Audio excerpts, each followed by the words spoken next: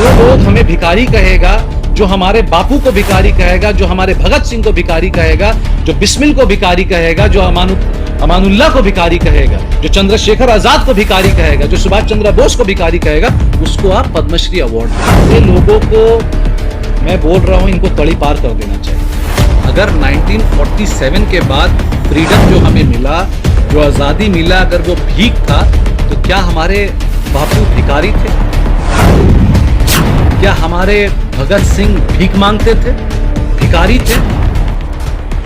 सबसे पहले तो मैं अपने माननीय प्रेसिडेंट जो हैं हमारे, मैं उनसे दरख्वास्त करना चाहता हूं कि इतना बड़ा अद्भुत अवार्ड जो कंगना रनौत को दिया गया, पहले तो उनसे वापस लेना चाहिए और कंगना रनौत के अगेंस्ट, उनके ख़िलाफ़ एक नॉन बेलेबल वारंट जारी करना चाहिए।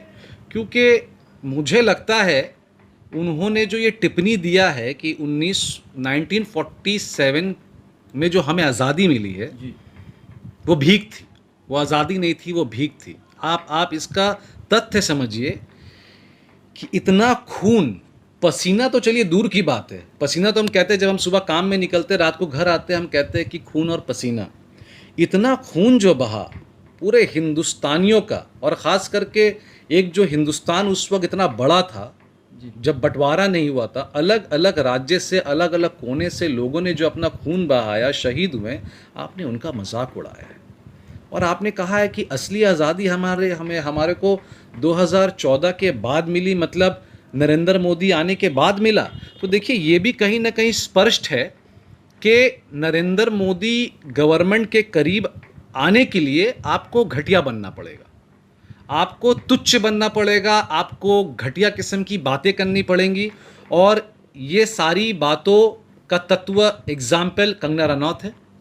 उन्होंने जो ये घटिया बात किया, ये उनका एक कैरेक्टराइजेशन जो है, ये जो उनका सोच है। देखिए मैं औरत ज़ात को कुछ नहीं कह रहा हूँ, मेरी औकात भी नहीं कि मैं हिंदुस्तान या पूरे दुनिया के औरत ज़ात पे कभी भी कोई उंगली उठाऊँ, चाहे वो मर्द हो या औरत, मेरा कोई हक नहीं बनता। बट आपने बात की है आज़ादी के ऊपर, आपने बात की है हमारे उन शहीदों के ऊपर कि वो भीख था और 2014 के बाद जो मिला वो असली फ्रीडम है, वो असली आज़ादी है।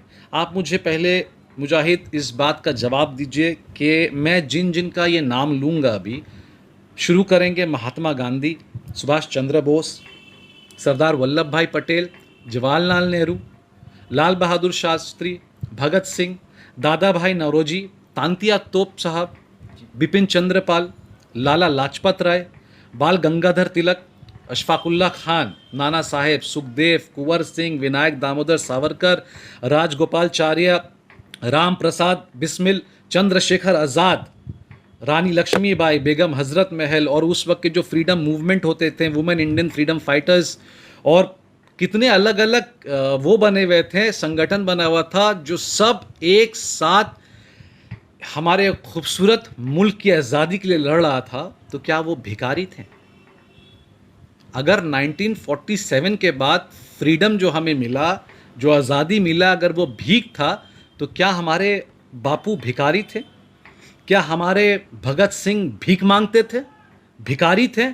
क्या अशफाकुल्ला खान उस कटघरे में खड़े होकर जो अपने मौत का जश्न मना रहा था, क्या वो नौजवान भगत सिंह जो उस कटघरे में खड़ा हो चुका था और उसको पता था, उनको पता था कि अब उनको मौत की सज़ा सुनाई दी जाएगी, क्या वो भिखारी थे?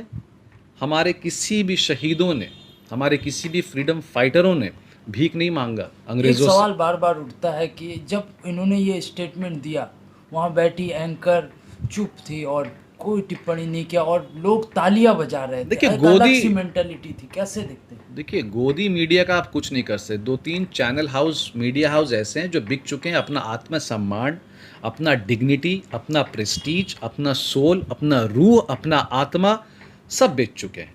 अभी मैंने जिन का आपके सामने नाम लिया, आप मुझे सिर्फ ये जवाब दीजिए, मैं पूरे हिंदुस्तान से, मतलब मैं आपको क्या बोलूँ, मेरे पास शब्द नहीं आ रहा है। आपने भीख कहा, मैं यही सोच रहा हूँ जिन फ्रीडम फाइटर्स ने, हमारे हीरो ने, असली हीरो जो हमारे रास्ते में मार खा खा के अपने ख़ानदान को सामने में ख़त्म होते हुए देखा, पर उन्होंने आज तक भीख नहीं मांगा उन अंग्रेज़ों से। उन अंग्रेज़ों को उन्होंने कहा कि ये देश हमारा है, तुम्हारे बाप का नहीं है।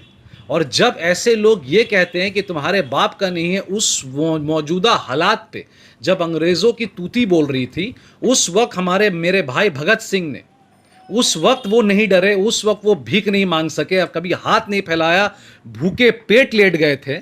आप मुझे ये बताइए, जो इंसान भूखा सो के मरा, अनाज तक नहीं खाने को तैयार था कि अंग्रेज़ों का हम अनाज नहीं खाएंगे, अशफाकुल्ला खान भूखे मर गए, भगत सिंह वहाँ भूखे भूखे चले गए, जवानी अपनी गवा दी, महात्मा गांधी जो इतना काम करने के बाद कभी आत्मसमर्पण नहीं कर पाए, वो इतना उन्होंने मूवमेंट किया। आप उनको कह रहे हैं कि ये भिखारी हैं। भीख उसी को मिलती, भीख किसको मिलती? भिखारी को मिलती है ना। तो आज 130 करोड़ की आबादी, क्या ये सब भिखारी हैं? ये सब क्या मतलब एक डिपेंडेंट में जी रहे थे? हाथ बढ़ाकर भीख मांगा इन्होंने। हमने लड़कर आज़ादी ली थी, चाहे वो महात्मा गांधी हो, जवाहरलाल नेहरू हो, भगत सिंह हो, बिस्मिल हो, नेताजी सुभाष चंद्र बोस हो, या मैं इनका भी नाम लूंगा जो पाकिस्तान के पहले प्रेसिडेंट थे, मैं उनके बारे भी कहना चाहूंगा। वो भी पार्टीशन से पहले हिंदुस्तान का हिस्सा थे, उन्होंने भी बहुत काम किया हिंदुस्तान के लिए। पार्टीशन के बाद वो पाकिस्तान चले गए, उन्होंने बंटवारा किया, वहां के वो कायदे आजम बन गए, पर उनका भी हाथ था इस फ्रीडम तो में। बार बार उठता है कि जो भाजपा के साथ लोग हैं, इससे पहले आपने हाथरस में भी देखा होगा, रेप करने के बाद खुलेआम धमकी दिया जाता है कि ठाकुर हैं, तो जो भाजपा के साथ हैं उनको आपको लगता है कि कार्रवाई में होगी उनके खिलाफ, चाहे वो जो भी कर लें? नहीं, मुझे लगता कोई कार्रवाई नहीं होगी। कैसे कार्रवाई होगी? जो इंसान खड़े होकर ये बोलता है कि मुसलमानों को मारना ज़रूरी है, उनको पाकिस्तान भेज दो, जी, ईसाइयों का चर्च तोड़ देता है, खुलेआम धमकी देता है, और यहाँ जो हमारे हिंदू भाई हैं उनके खिलाफ उनको दिमाग ख़राब करता है, आज तक उनको जेल नहीं हुआ। जो 4 साल की बच्ची को रेप करके बैठा है वो छूट जाता है बिकॉज वो बीजेपी का एमएलए है। तो आप बताइए ना, जेल किसको होगा? कैसे, किसको दिया जाएगा? जेल इसको नहीं होगा, जेल उनको होगा जो क्रिकेट मैच में पाकिस्तान को सपोर्ट कर लेगा, जो जिन्ना के बारे बोलेगा कि जिन्ना आतंकवादी था। अरे भाई, जिन्ना ने क्या हिंदुस्तान के उसमें फ्रीडम में काम नहीं किया था क्या? अरे पाकिस्तान तो उस पर हिंदुस्तान में था, बांग्लादेश तो हिंदुस्तान में ही था। बंटवारा के बाद बंटवारा हुआ ना भैया।